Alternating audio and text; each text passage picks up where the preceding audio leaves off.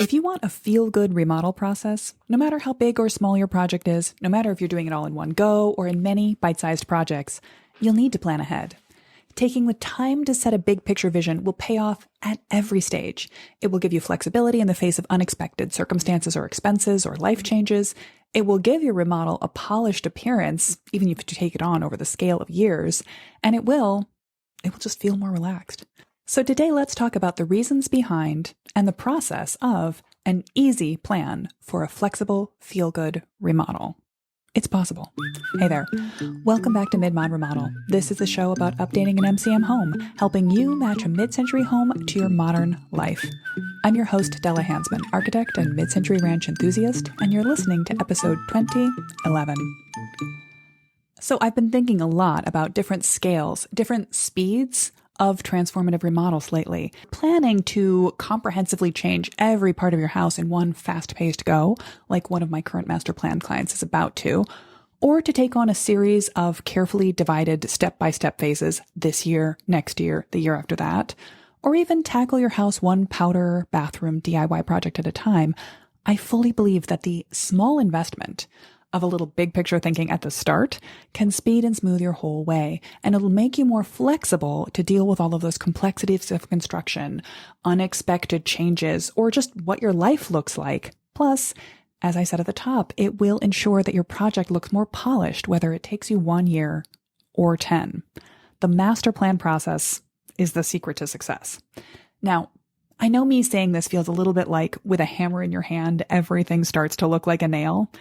But that doesn't feel apt. It's too aggressive. It's more like the Leatherman pocket tool that I carried around on my belt all through high school. Because I was on the robotics team. Oh yeah, I was quite the little nerd. But that thing could fix just about any problem. And a master plan does the same thing. It isn't a hammer. It's not going to smash your problems. It's a multi-tool, a focus for your ingenuity. The thing you need to deal with any situation as it comes up. If you've been thinking you might like to start the master plan process and you've been putting it off for a little while, make it happen now. Here's what I want you to do. Head over to our website and check out the page that's called Work With Us. It's right in a tab at the top. You can read all about how a master plan works or watch the helpful motivational explainer video we recorded about the process. And then you can just click on the orange button that says Apply to Work With Us. It's a simple form that asks you a few easy questions about you, your house, and what you want to change about it, what you like about it too, and then hit send. We'll get right back to you with a scheduler to set up a Zoom call so you and I can chat about your house and your vision. I'll make sure that what you are asking for is a good fit for our process, and you can figure out if we seem like a good fit for you. It's just a conversation about your house and your plans. But if it all goes well, we could be sending you some fun design homework and scheduling your kickoff meeting for April. But don't wait too long. The projects we're booking now probably won't be coming back to their homeowners with all the T's crossed and all the I's dotted until May, maybe even June, depending on how long it takes for you to make decisions about the options we present. So now is the time to get started on your master plan if you want to get started on some projects in the near future. Let's see, one other item of business before we get started. Oh yeah, the YouTube channel. So about a month ago, I revived the Mid-Mod Midwest YouTube channel, which had one super embarrassing video from 2019 on it that I took down. Although I should make that again. It was 6 great reasons to love your mid-century home. All accurate. I stand behind them, but also, oh my God, now I will never share that video with anyone ever again. But I've been putting up some more pep talks about kitchens and why you should avoid trendy choices in your mid-century home and how to stick strong to your principles. Don't let anyone else make bad choices for your house. But I also realized that the podcast can find a home on YouTube as well. It doesn't have any fancy graphics to go with it. But if you prefer to take in your podcast in YouTube form, or if you have someone in your life who prefers to listen to YouTube videos in the background rather than an official podcast, then you might want to recommend Mid-Mod Remodel to them in that medium. We'll put a button on the website to get you started there. For our resource of the week, let's talk about bathrooms. We haven't done a bathroom design tip in a while, and today I want to talk about making the most of a really snug space, which, let's be honest, if you're dealing with the existing footprint of a mid-century bathroom, you're probably dealing with a pretty snug space. Don't limit yourself to just what's happening on the floor to make the most of your bathroom. Think about how you can mount storage or the vanity from the wall, hang your lights from the ceiling, add in a slender storage space in the form of shelves on the wall or shallow cabinets set into the wall. You can also use a lot of visual tricks to keep from making a small space feel smaller, like cutting off your views with a shower curtain. A glass shower enclosure seems to share the space of the shower compartment with the rest of the room. On the other hand, if you are truly dealing with a limited amount of elbow room, you might not want to have a barrier of glass there. You might choose to have a shower curtain that stands open so you literally have space to lean into the shower compartment. In general, the more you can choose simple and unfussy finishes, it will help a small area feel less cluttered. Let's get into a couple of specific strategies. It can be really helpful to get everything up off the floor, or as much as possible, in a small bathroom in particular. So choose wall-mounted bath cabinets, maybe even a wall-mounted toilet if you want to replumb, for easy maintenance and more spacious feeling. With any modern bathroom, getting fixtures up off the floor as much as possible also makes it easier to clean. I highly recommend a wall-mounted, or at least a compact toilet. Toto is one of my favorite brands for a modern update, and a wall-mounted sink cabinet. Or if you do want your base cabinet to go all the way to the floor, consider angling it backwards. This is going to be a bit of a custom design or a custom build, but it's definitely a mid-century detail. That way you get more counter depth at hip height, but less of the floor area is taken up. You get a bit more foot room.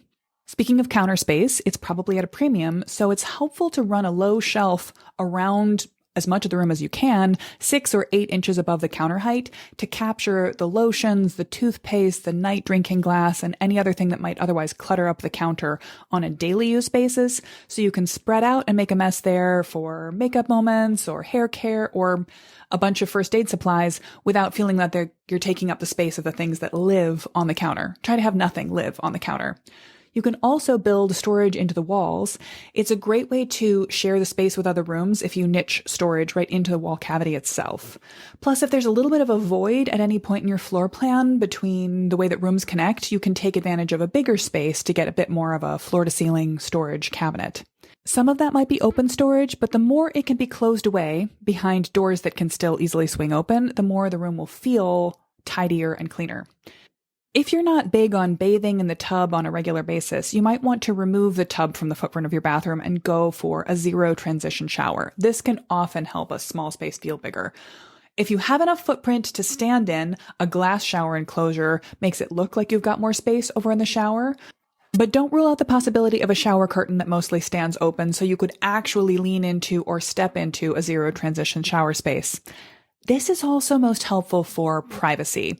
For max shareability of a hall bathroom used by the whole family or by several kids, it can be useful to try a couple of things. One, you might separate out several of the components. If you can, put the toilet or the shower into its own compartment and think about tucking a public sink into a bedroom or hall access space.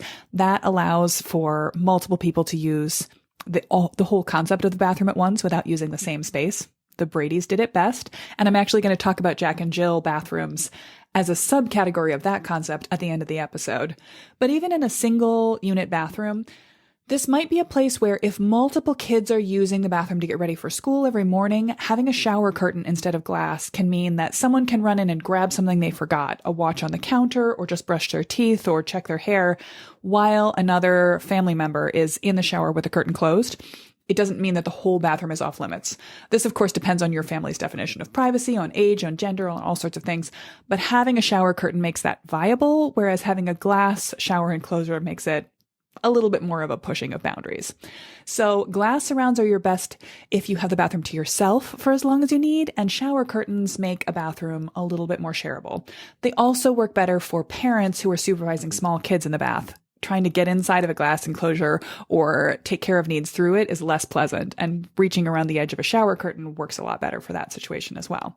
So don't forget to tailor the bathroom choices you make to the needs of your own family. It's going to be a little bit of a challenge. A mid-century bathroom needs to be full of clever space planning tricks because it's often very small, but done right, it can be a beautiful and practical part of your home update. So whether you're starting from a mid-century original bath or one that's been updated in the wrong style since your home was built, you'll want to choose carefully to make the right choices for your small space. For more tips, in fact, 5 more tips on making great choices for a mid-century bathroom, grab my Mid-Mod Bath Update Essentials Guide. It's a free PDF you can get by going to midmod-midwest.com/bath, or of course, the show notes page for this episode. Like I said, the process of planning a feel-good remodel, a really flexible remodel, has been on my mind lately as I've been working with homeowners at different scales and really with very different speeds in mind for their process. But the same principles hold true, that if you have the framework of a good solid plan, which doesn't necessarily mean every detail hammered out in advance, but does mean that you've done some important thinking on your priorities and on the possibilities and focused yourself a little bit, you are so much more able to respond to situations as they arise. Even changes in your own energy, changes in the economy, changes in your budget, changes in availability of a particular material or a crew of workers that you were hoping to count on. Whatever comes up along the way, you can meet that moment and still have a feel-good remodel when you are working from a really flexible playbook, from a master plan. And the nature of a master plan is flexibility. It is a document that constantly develops. That's why the last step of the 5 steps in the master plan process, dream about what matters most to you, discover what's going on with your house, distill your personal style, draft options, and then develop your master plan. That last one, develop, is inherently an ongoing process. It's not fixed. It's not set in stone or even necessarily inked hard on paper. I'd like your master plan to be a digital document, really, but it allows you to move forward. And when you're in a hurry, which a lot of people tell me they don't have time to plan, they just need to get started. If someone is looking me straight in the eyes when they say that, I have a really hard time controlling my face, because that concept is such a recipe for disaster. I can't even tell you. But that's not the point of this episode. I think the inspiration for this episode really came from listening to a wonderful Lazy Genius podcast a couple of weeks ago. As you know, I am such a Kendra Adachi stan, and I highly recommend her wonderful most recent book, The Plan. But she brought some of her particularly self-compassionate energy to a recent episode, number 407 of hers, on how to create a flexible weekly plan. This is, by the way, if you struggle with organizing your life, if you are a work from home person, or you run your own organization like I do, if you're a parent with small kids, if you're managing any kind of chaotic group of energy, including just your own, I recommend you check out her work, her podcast, and that episode in particular. But the thing she said that rewrote my brain chemistry for that particular morning was a quote from Joe DiPico, which is that you can't edit a blank page. That makes sense. And it's something I come across in writing and written work and putting my thoughts together all the time when I'm creating this podcast. For example, I very rarely sit down and just start to ramble at you. I often have a draft or an outline. I don't follow that outline religiously. You can hear me ramble a little bit right now, but you need to have something down, if only to be able to adjust it. And this is actually sometimes the most valuable process of the master plan. Not that you won't end up following some parts of it, not that some of it won't turn out exactly as you envision, but even if you don't have a lot of time to dig deeply into it, to perfect and polish your master plan, even if you're planning to get started on something right away, the shortest, the fastest, the most efficient possible version of a master plan process is still going to set you up for success. And then you might be much more dramatically adapting it as you go along because you didn't get a lot of time to develop it, but you've got that physical or maybe digital manifestation of your thought process that you can respond to, that you can adapt to. And the feel-good remodel part of that is you're pivoting from a base of solidity. I talked a little bit about the process of planning a remodel you can pivot from back about a year and a half ago. If you wanted to get more into the depth of that, you should check out episode 1302 of the Mid-Mod Remodel podcast, Pivot with a Master Plan. I think that's the most recent time I talked about the dichotomy that most people think they have to choose between, of hiring an architect to detail every single element of your plan. And if you don't have time to do that or the budget to do that, then you just call a contractor, tell them what you want, and cross your fingers and hope for the best. But there is a middle ground that's less expensive. Frankly, that's less expensive of design time to do a master plan process, either with me or on your own. That's very inexpensive. All it takes is your own time and energy. But it's also less expensive to go with a flexible master plan process rather than the traditional design every detail, put it into a contract, pitch it to a contractor, let them tell you what it's going to cost, and then agree to it, or possibly axe a few pieces of it to make it cheaper. It's much less expensive to have a flexible master plan, and it's going to give you a more feel-good remodel process because at every different point, you can pivot. You can always pick and choose a la carte elements. And even though at some point you will work with a contractor, you will set up the overall goal of the process, you don't begin with your vision of everything you could ever dream of and then have to chop things off of it. You can assemble your goal, and then it's designed to be pulled apart into multiple phases if necessary, or a sort of what you can afford and what you can add on later, or to prioritize, these are the areas that actually matter the most. Because the master plan process begins with your why, with what matters the most to you.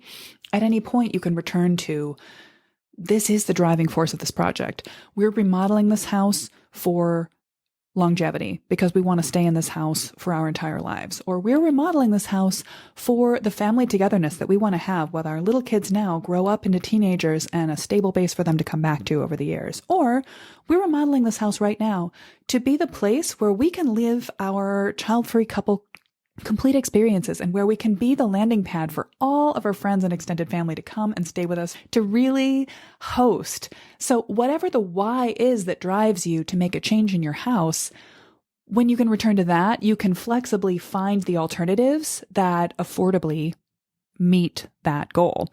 And it works so much better than if you've locked in every single detail and then you find out it costs too much. One of the other tripping points of the traditional architectural process that always used to make me feel like it was so out of reach for most people was that while you could start with a budget goal in mind, you kind of needed to let go of the entire concept of budget. You were going to state everything you wished for, and basically you needed to be operating from a point where budget did not matter, because it didn't matter what the bottom line was going to be. You wanted all those things and you were going to get them.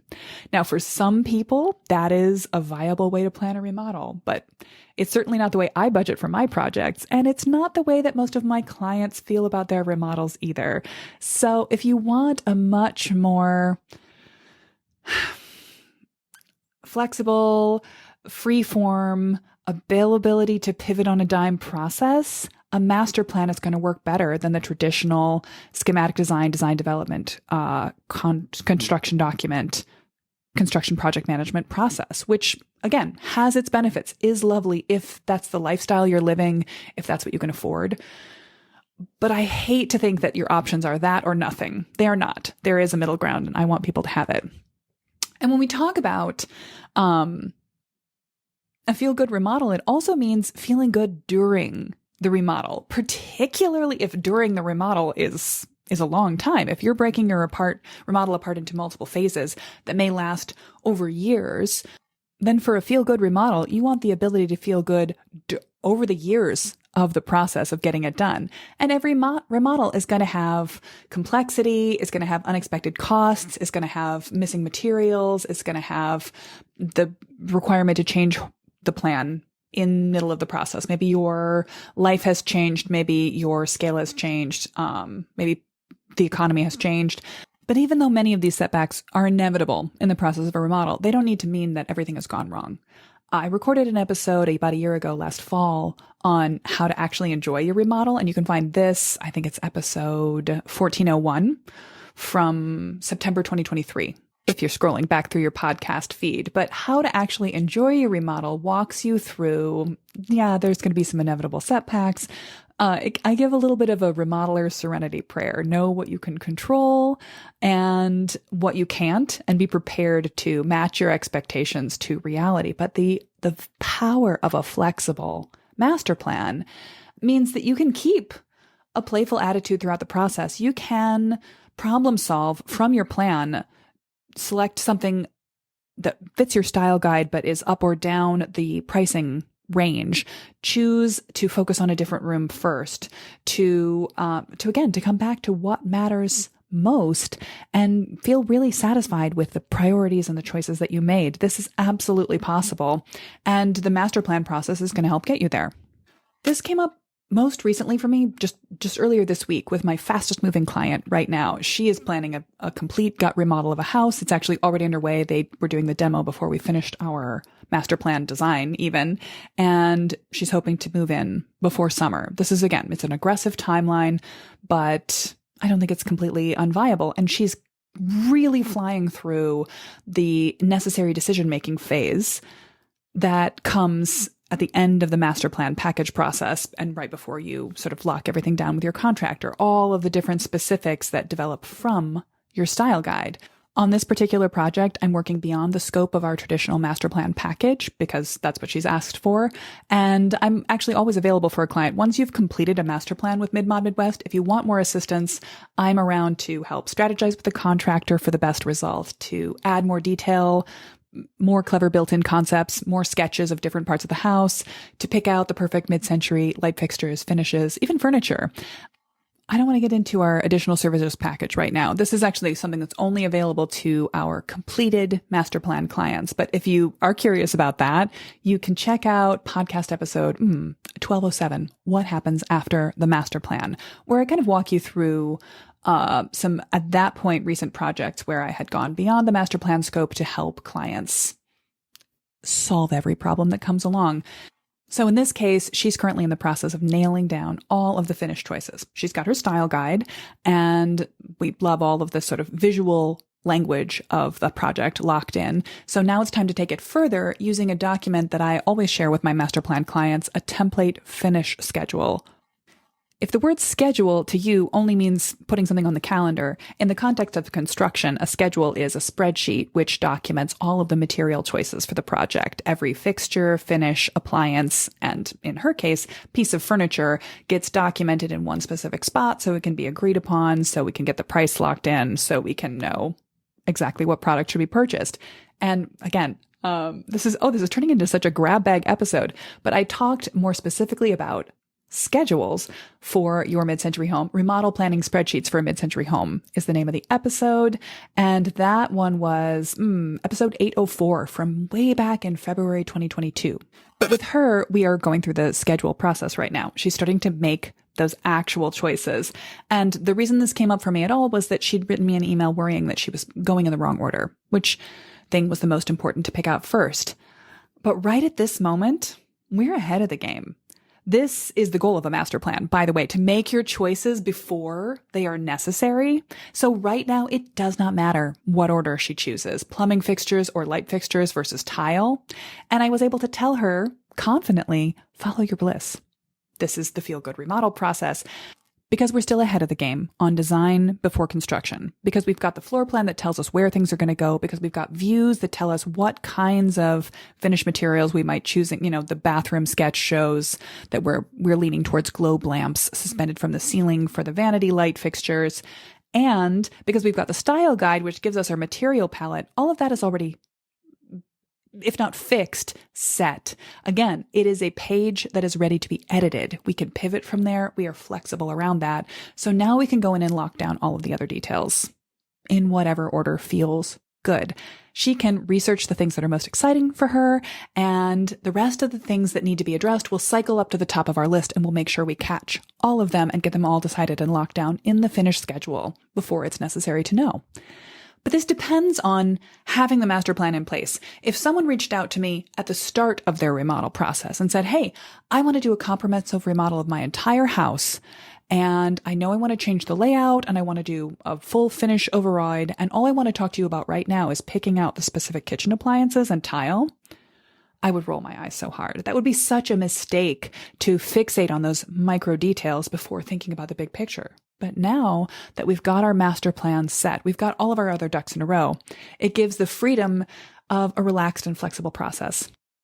There is a timeline, but we are coloring within broad lines here. There's not a specific order in which products need to be picked because we're in the product picking phase and we have our general information all set. No one is confused about what the look of the house is going to be, so we can have some fun picking out the specifics.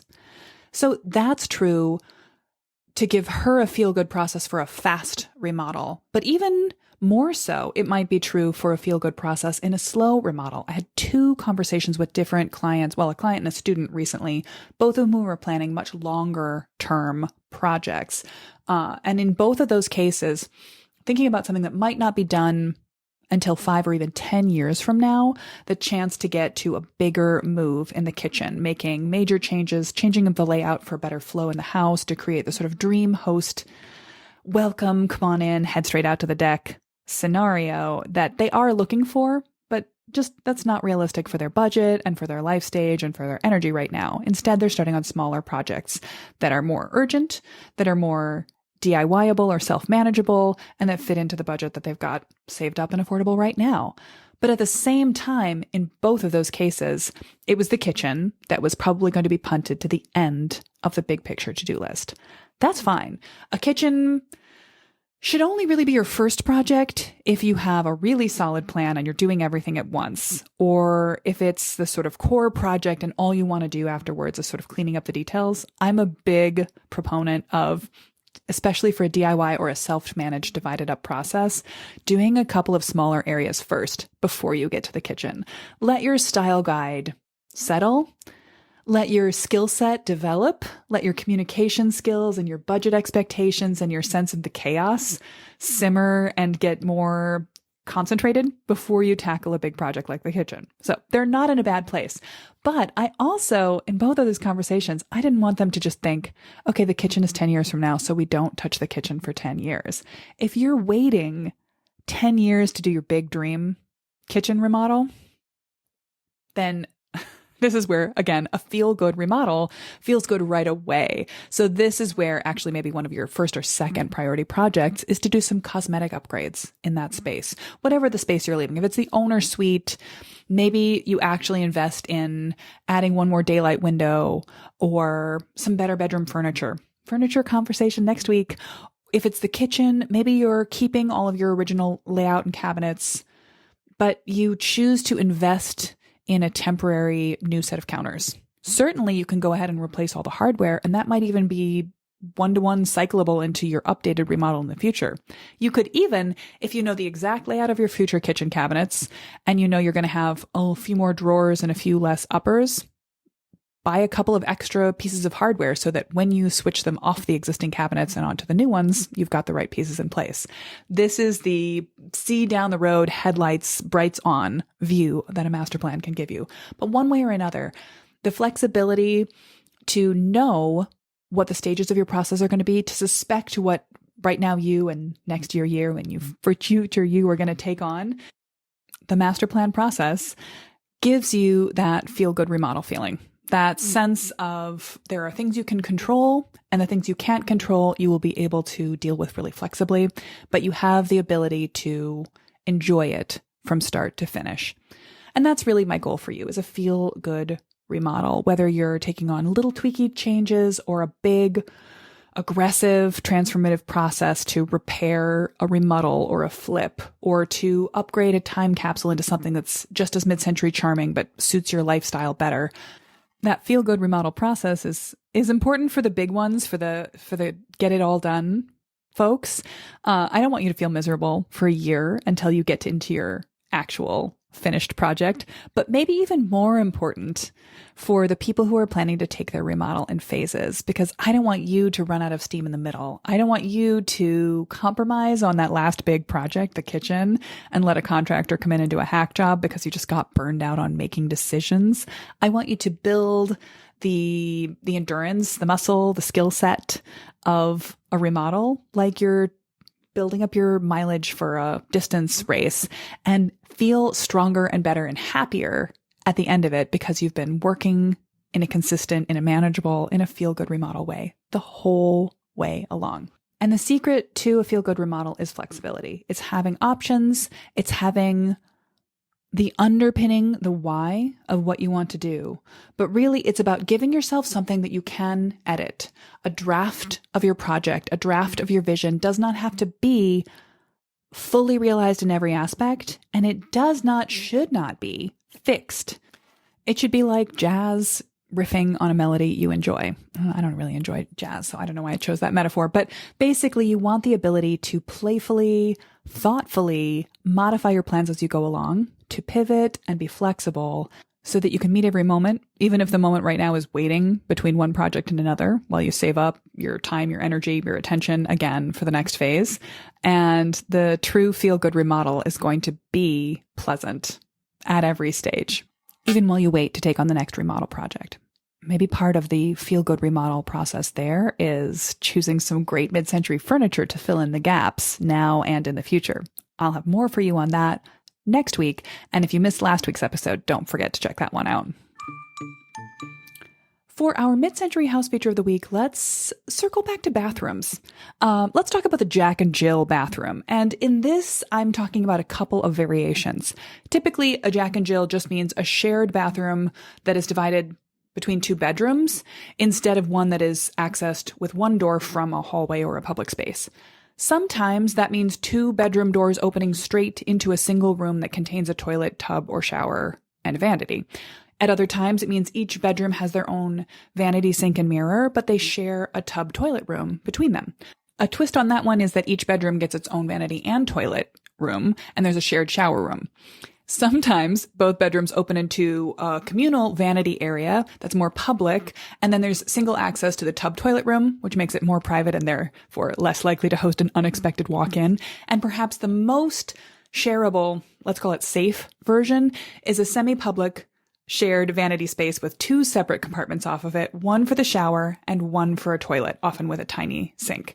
This means the least amount of someone having to wait for a fixture that's not even in use because the room it's in is occupied. Now, Jack and Jill's are certainly more fixture efficient than everyone having their own private bathroom, and more shareable than just having one bathroom for the household that everyone has to take turns in or be in at the same time, but they do require a lot of careful floor plan space planning, a lot of extra doors and circulation space, and logistics. What if one bedroom user locks all the doors for privacy, then walks away, and the other bedroom user is out of luck? I did a master plan for a house in my own neighborhood a couple of years ago that had an interesting arrangement of a whole bedroom wing with two bedrooms on each side of a central hallway, so 4 in total. The hall itself had a central spine of a double-wide long closet down the middle, and at the end, a pair of toilet sink rooms that each had a window. Then there was a through-connecting tub, shower, and storage room in the middle with 2 doors, one from each side of the double hallway. I can see where the idea came from and the efficiency that it probably offered at the time, but actually what it meant was a super dark tub shower room with no natural light and double hallways. Plus, the tub shower room was only 5 feet wide, the width of the shower, and the 2 doorways swung into the only foot traffic area, first blocking completely the storage against the back wall when they were open and also taking up all of the floor area. So this is fine maybe for an adult using that tub shower in the shower compartment, but for a family with small kids, which it was, who need to hang out outside the wet area while bathing a kid, it was not ideal. Surprise, surprise, we ended up being asked to change that layout. Unfortunately, for my conscience, the baths had already been flipped, so we weren't even tasked with sacrificing original features to make a better footprint for them. I have also been called in on master plans where the original Jack and Jill layout had already been broken apart into 2 odd-shaped units. It's always a bit of a tricky floor plan. Okay, I realize I haven't even named anything good about the Jack and Jill bathroom here, have I? Well, they were innovative, they were meant to be collaborative, collectivist, and they often had very cute public vanity sinks. Plus, they always make me think of the Brady Bunch. What do you think about a Jack and Jill bathroom? Would you like to have one? What's your hot take? Have you lived in one? Did you keep it or replace it? Are you living in one now? When I did a little cursory search, apparently a Jack and Jill is often a request for new builds. People think their kids will do better with a Jack and Jill bathroom between their bedroom spaces. And personally, I think my early mid-century sensibilities is just it would always be better to have a hall accessible bathroom that anyone in the family can use and maybe requires a little more taking turns, but you know, that's part of living in a family. The Jack and Jill bathroom, I think, should maybe have already had its day, but I'm curious if you have an affinity for it, if you like it, if just thinking about the Brady Bunch makes you smile enough that you would go back and put it in. weigh in and let me know. Give me a DM on Instagram. Send me a picture of your functional, beautiful Jack and Jill bathroom that you would never take out of your mid-century house, and maybe you can change my mind. And speaking of mid-century house features, don't forget to check my Instagram story all the rest of this month for the Mid-Mod Madness matchup that's going to be going on. We had a bunch of new ideas submitted, and I'll be asking for your vote on which is your favorite, which is the all-time best, most missed, most desirable mid-century house feature. Then I'll keep talking about them all next year. Pop on over to Mid-Mod Midwest on Instagram to place your votes. Hopefully, a feel-good remodel now feels a little more accessible to you. Remember, if you need help planning the best possible remodel choices for your mid-century home, Mid-Mod Midwest is here to help. There are 3 easy ways to work directly with me on your home. You can schedule a consultation call anytime you need one. In a 30-minute Zoom, we can dig deeply into the 1 or 2 issues that have you tied in a knot, or do a quick, comprehensive mid-century house audit. Take me on a tour and ask me your top questions about every space in the house. We'll sort out what your next best step is. If you're looking for more ongoing support to DIY a great plan for your mid-mod remodel, then you want to check out my Ready to Remodel program. It not only shows you the step-by-step mid-century master plan process with lessons, guides, and workbooks for every stage, but you can show up for my monthly architect office hours call every first Monday of the month for a year and get your questions answered continuously. Submit your floor plan for our layout challenge workshop and get specific floor plan advice. Plus, that program kicks off with a bonus 1-to-1 mid-century house audit. Cool, huh? Learn more about that program and, frankly, almost everything I believe about planning a great remodel in my free masterclass, Planning a Mid-Century Remodel to Fit Your Life and Budget. Or, if you'd rather have me assess your life and your house, prepare layout options, sketch up floor plans and example views, and present you with a platter of great possibilities that you can pick and choose from to develop the perfect timeless tailored remodel, well, then you're looking for our mid-century master plan package. You don't have to have all your ducks in a row. Let's just start the conversation. You can apply to work with us by telling me a little bit about your house and your goals for it, and then I'll get in touch to schedule a chat where we can find out if we're a good fit for each other. Find all of those ways to work with us, plus the transcript for this episode and a link to the resources that I've mentioned on the show notes page at midmod-midwest.com/2011. Next week, we'll be back to talking about fun mid-century furniture choices, and I will be sharing with you some of my favorite designers and styles that you might want to populate in your mid-century home. I'll see you here next week for that one.